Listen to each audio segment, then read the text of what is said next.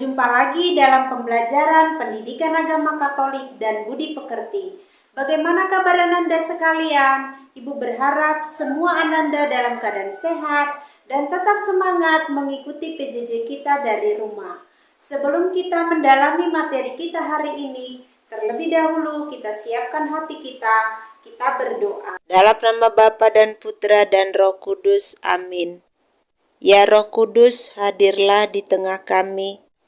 Urapilah kami yang hadir di sini, agar berkat daya dan rahmat-Mu, hati dan pikiran kami semakin terbuka, sehingga lebih mengenal Bapa dan kehendak-Nya, sebagaimana yang diwartakan Putranya Yesus Kristus.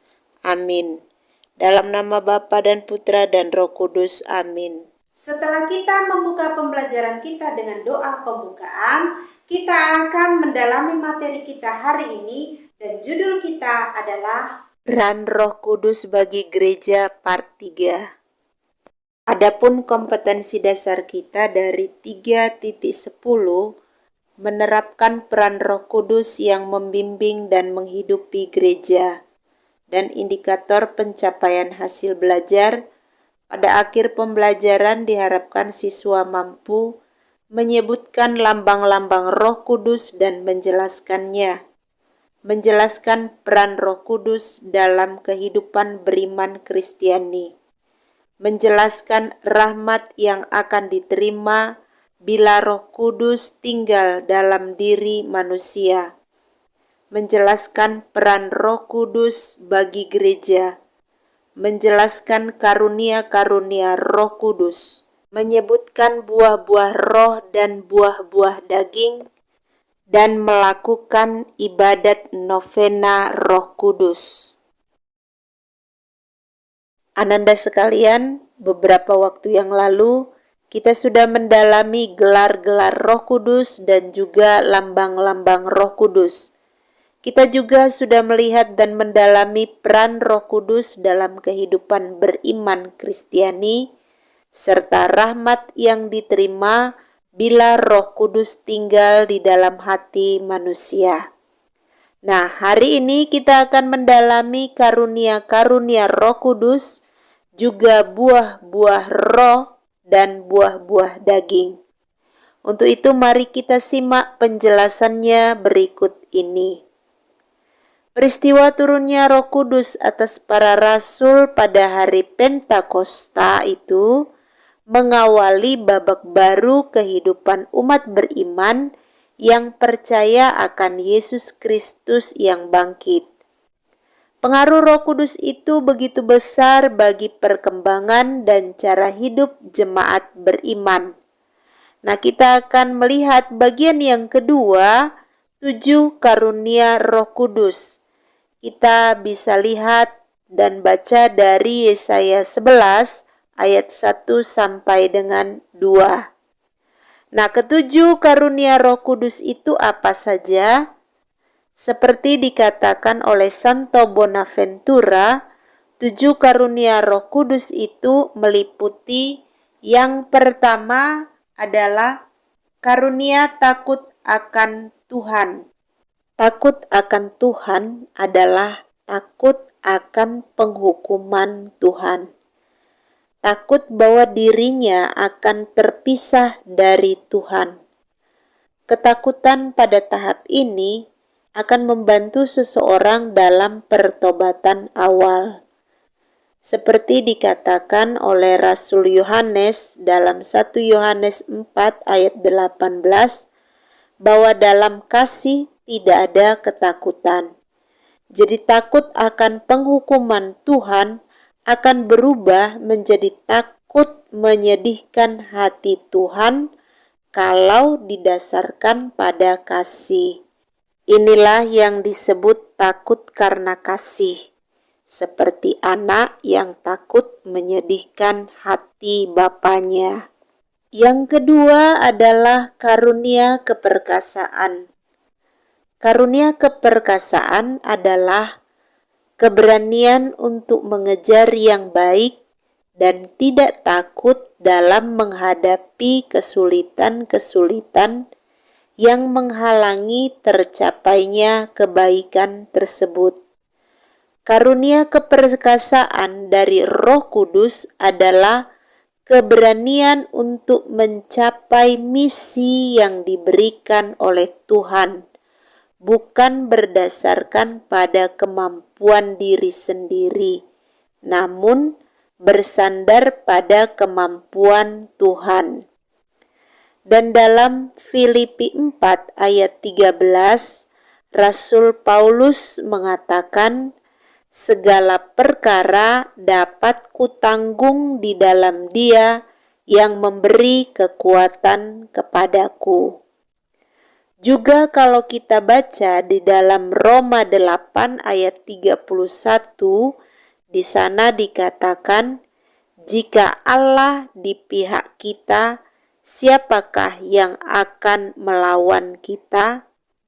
Maka jelas melalui karunia ini, yakni karunia keperkasaan, Roh Kudus memberikan kekuatan kepada kita untuk yakin dan percaya akan kekuatan Allah.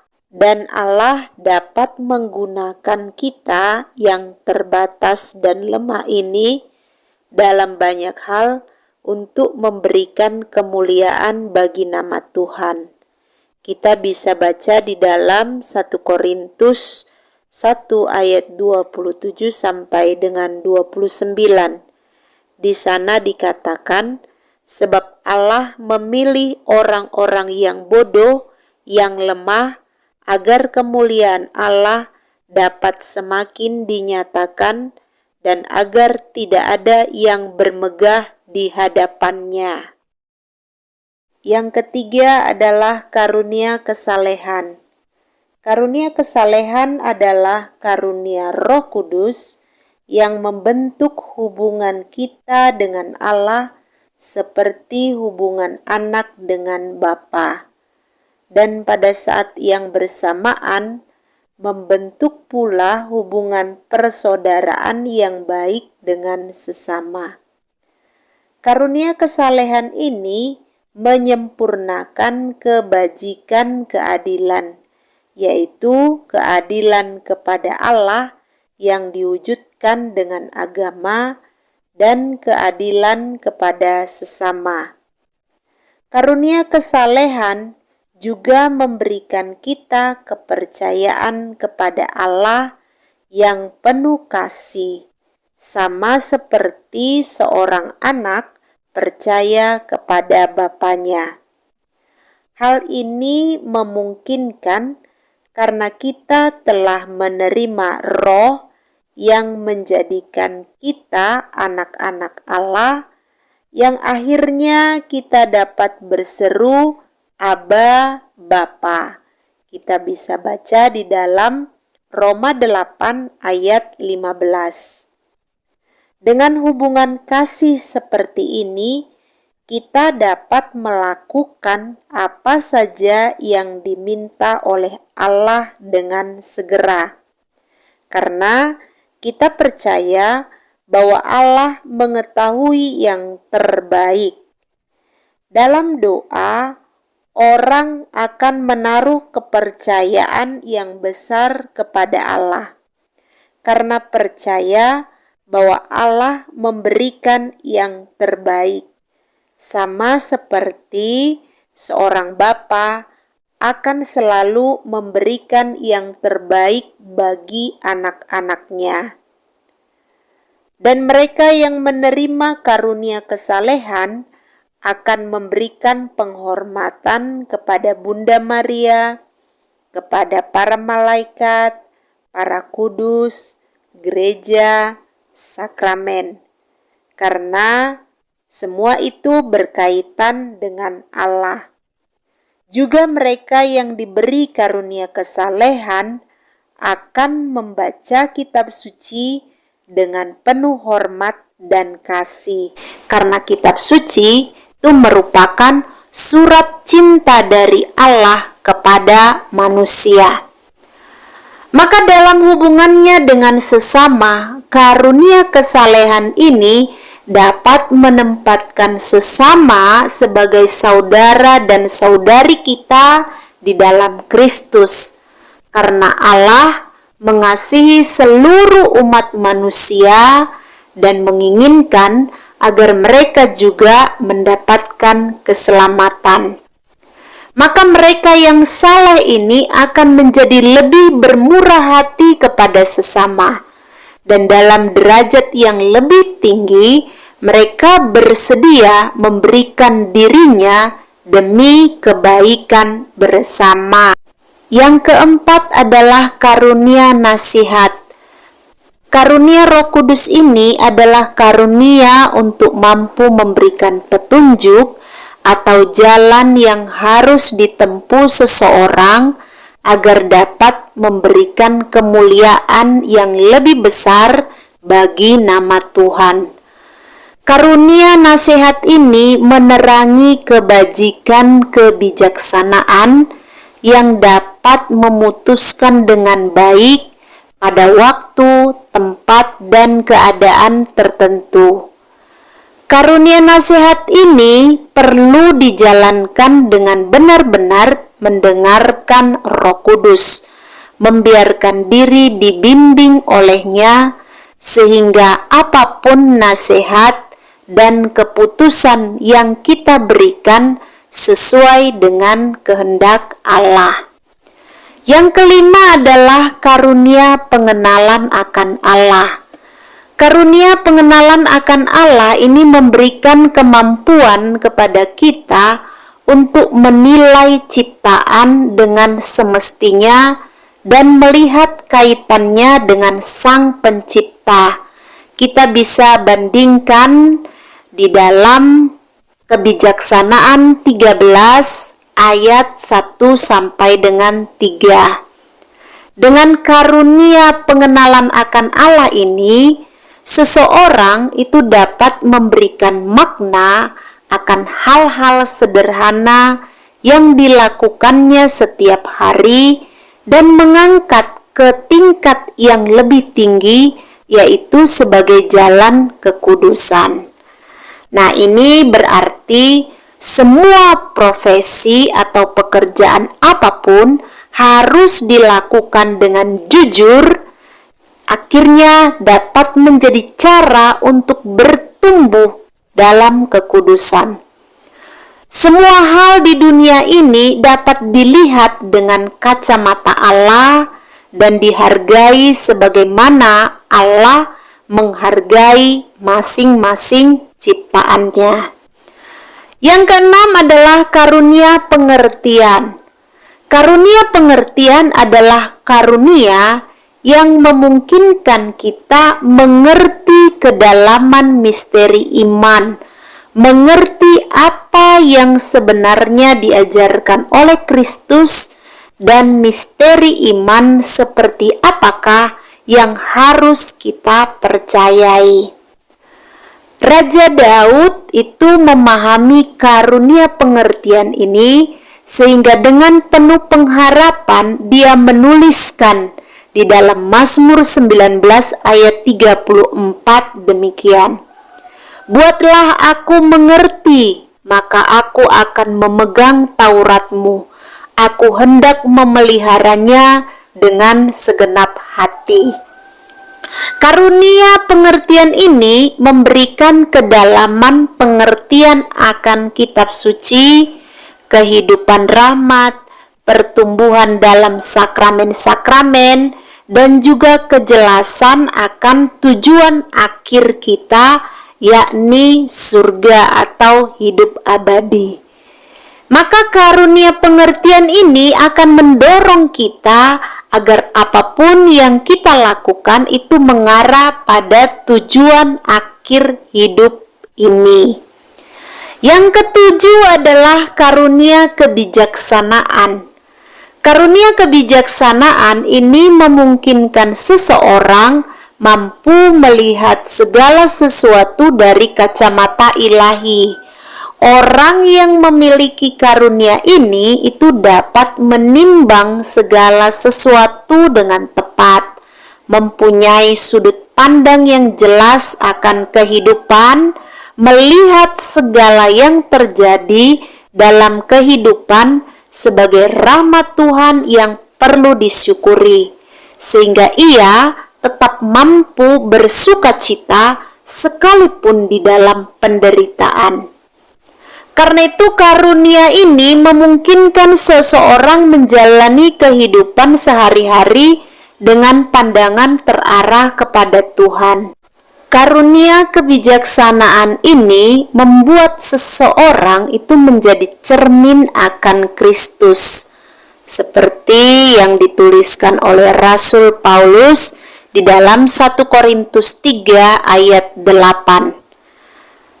Dan kita semua mencerminkan kemuliaan Tuhan dengan muka yang tidak berselubung.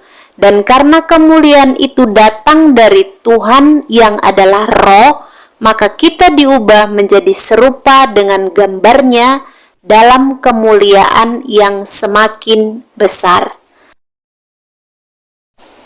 Ananda sekalian, setelah kita melihat 7 karunia Roh Kudus, sekarang kita akan melihat karunia karismatik untuk membangun jemaat.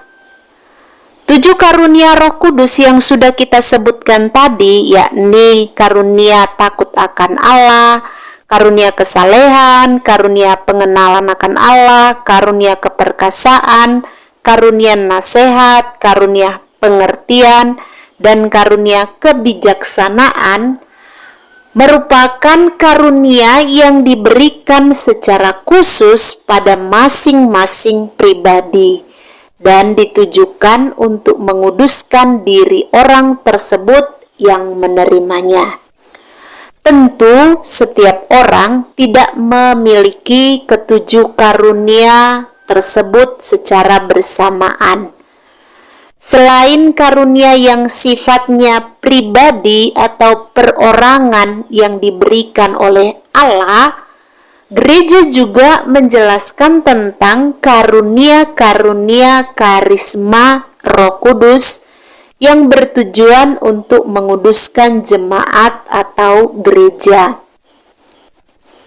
Sebagaimana dijelaskan oleh Rasul Paulus dalam suratnya kepada jemaat di Korintus, kita bisa baca di dalam 1 Korintus 12 ayat 8 sampai dengan 10, dilanjutkan ayat 28, dan juga 1 Korintus 14 ayat 12.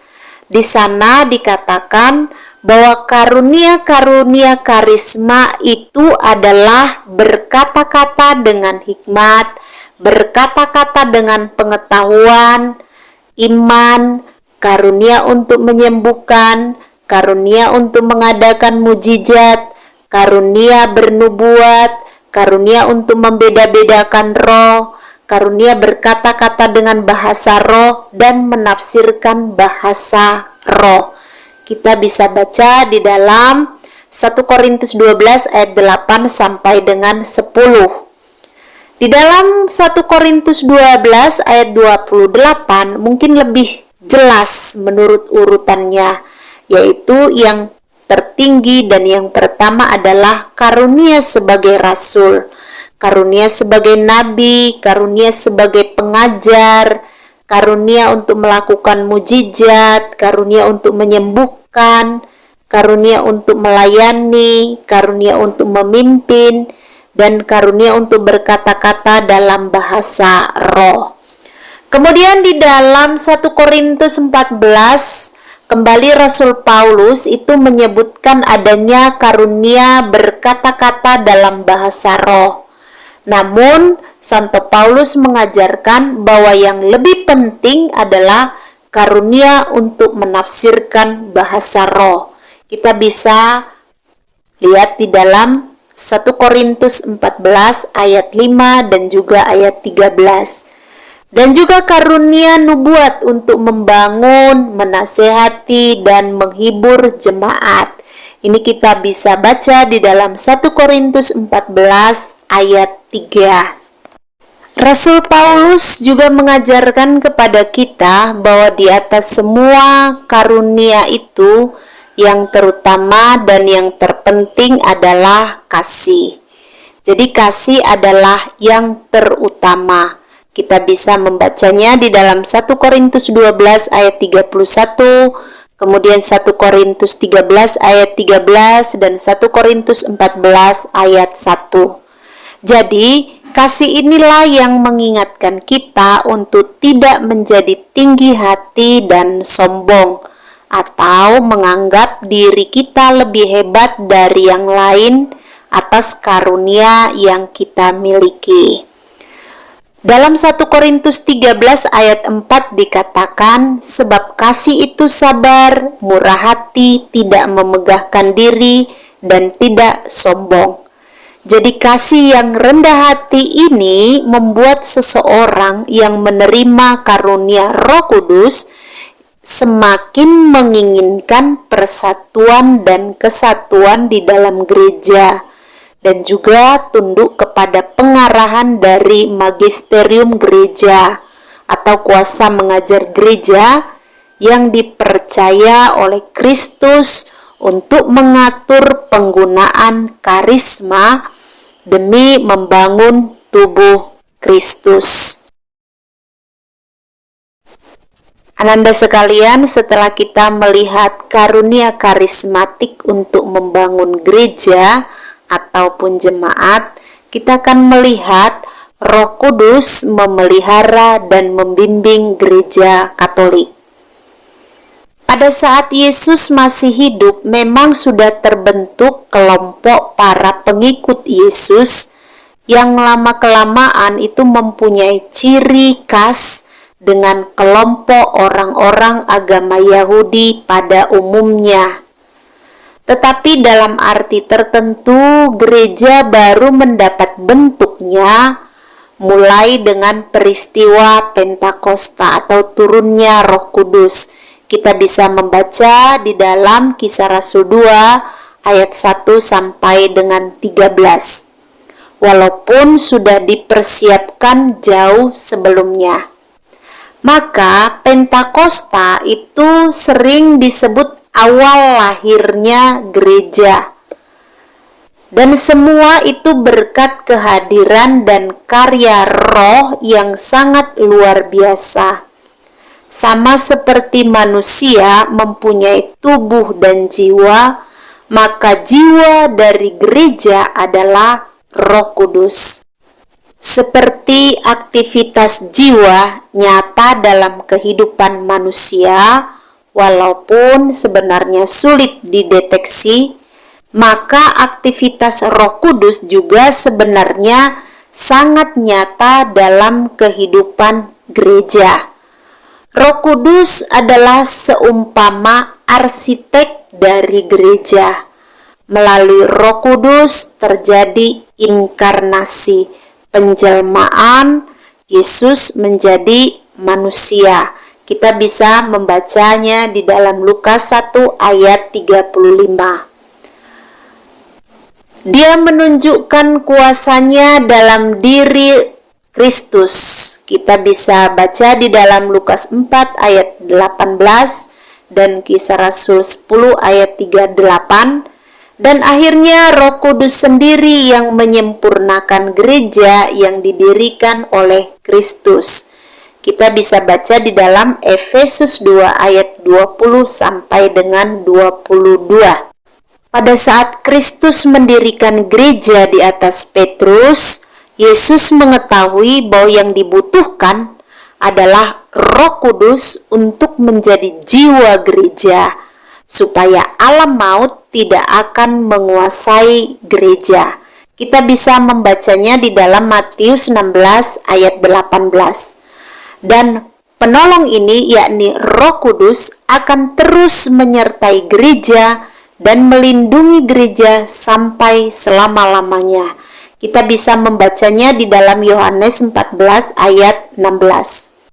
Agar jemaat Allah mempunyai keyakinan akan pengajaran yang tidak mungkin salah, maka Roh Kudus sendiri yang melindungi Rasul Petrus dan juga penerusnya, yakni para paus, ketika para paus itu memberikan pengajaran tentang iman dan moral secara resmi dan berlaku untuk seluruh umat beriman di dunia.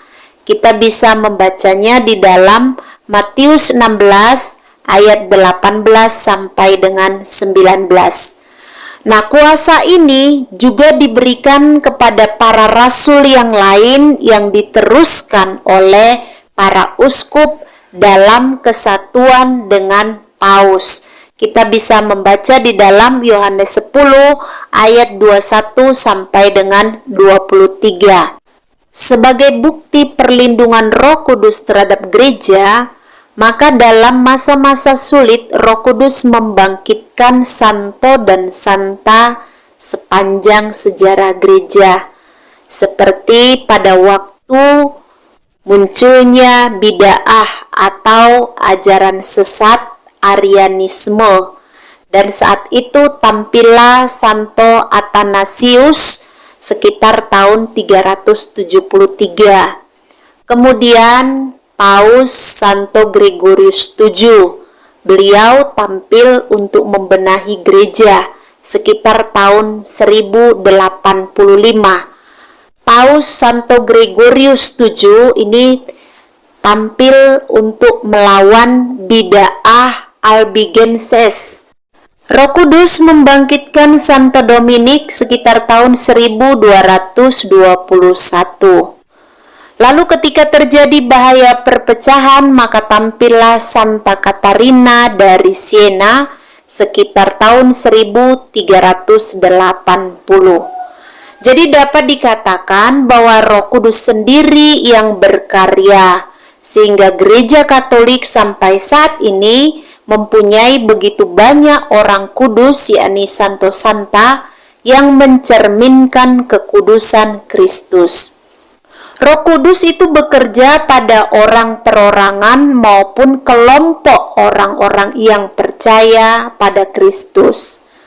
Ada begitu banyak orang atau kelompok yang senantiasa merasa digerakkan untuk membangun sesamanya, sekalipun harus berkorban harta maupun nyawa. Ada begitu banyak orang yang senantiasa merasa terpanggil untuk terlibat aktif dalam kehidupan menggereja dan juga memasyarakat, sekalipun tidak mendapatkan imbalan. Bahkan banyak remaja Katolik yang tetap bertahan imannya, sekalipun banyak tawaran dari luar yang menggiurkan, semata-mata karena mereka merasa ada kekuatan yang membentengi dirinya untuk tetap setia pada Kristus.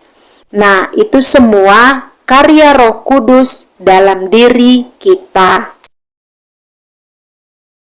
Ananda sekalian, setelah kita mendalami Roh Kudus memelihara dan membimbing gereja Katolik, sekarang kita akan melihat makna buah-buah Roh Kudus. Kita baca dari kitab suci Galatia 5 ayat 16 sampai dengan 26. Nah, silahkan semua Ananda di rumah itu membuka kitab sucinya. Ibu akan membacakan perikop ini bagi kita. Maksudku ialah hiduplah oleh roh, maka kamu tidak akan menuruti keinginan daging. Sebab keinginan daging itu berlawanan dengan keinginan roh, dan keinginan roh berlawanan dengan keinginan daging. Karena keduanya bertentangan, sehingga kamu setiap kali tidak melakukan apa yang kamu kehendaki. Akan tetapi jikalau kamu memberi dirimu dipimpin oleh roh, maka kamu tidak hidup di bawah hukum Taurat. Perbuatan daging telah nyata, yaitu percabulan, kecemaran, hawa nafsu, penyembahan berhala, sihir, perseteruan, perselisihan, iri hati, amarah, kepentingan diri sendiri, percideraan, roh pemecah, kedengkian, kemabukan, pesta pora, dan sebagainya. Terhadap semuanya itu kuperingatkan kamu seperti yang telah kubuat dahulu, bahwa barang siapa melakukan hal-hal yang demikian, ia tidak akan mendapat bagian dalam kerajaan Allah. Tetapi buah roh ialah kasih, sukacita, damai sejahtera, kesabaran, kemurahan, kebaikan, kesetiaan, kelemah lembutan, penguasaan diri. Tidak ada hukum yang menentang hal-hal itu. Barang siapa menjadi milik Kristus Yesus, ia telah menyalibkan daging dengan segala hawa nafsu dan keinginannya. Jikalau kita hidup oleh roh, baiklah hidup kita juga dipimpin oleh roh. Dan janganlah kita gila hormat, janganlah kita saling menantang dan saling mendengki. Demikianlah sabda Tuhan. Syukur kepada Allah. Nah, ananda sekalian, setelah kita membaca perikop ini, jelas di sana bahwa Paulus menegaskan perbedaan antara orang yang hidup dalam roh dengan orang yang tidak hidup dalam roh atau hidup dalam daging. Nah, perbedaannya itu tampak dalam tindakan sehari-hari. Nah, kita lihat perbuatan daging itu seperti apa. Tadi dikatakan percabulan, kecemaran, hawa nafsu, penyembahan berhala, sihir, perseteruan, perselisihan, iri hati, amarah, kepentingan diri sendiri, percideraan, roh pemecah, kedengkian, kemabukan, pesta pora, dan sebagainya. Nah, akibat dari perbuatan daging atau orang yang hidup tidak dalam roh, maka ia tidak akan mendapat bagian dalam kerajaan Allah. Kita bisa melihat di ayat 19 sampai dengan ayat 20. Sedangkan buah-buah Roh Kudus itu di ayat 22 sampai dengan 23 adalah kasih, sukacita, damai sejahtera, kesabaran, kemurahan, kebaikan, kesetiaan, kelemah lembutan, dan penguasaan diri. Namun Santo Paulus itu di dalam 1 Timotius 6 ayat 11 juga menguraikan buah Roh Kudus yang lain, yakni keadilan, ibadah, kesetiaan, kasih, kesabaran, dan kelembutan. Namun di dalam surat Rasul Paulus kepada jemaat di Roma bab 14 ayat 17, Santo Paulus juga menguraikan buah Roh Kudus yang lain, yakni kebenaran, damai sejahtera, dan sukacita.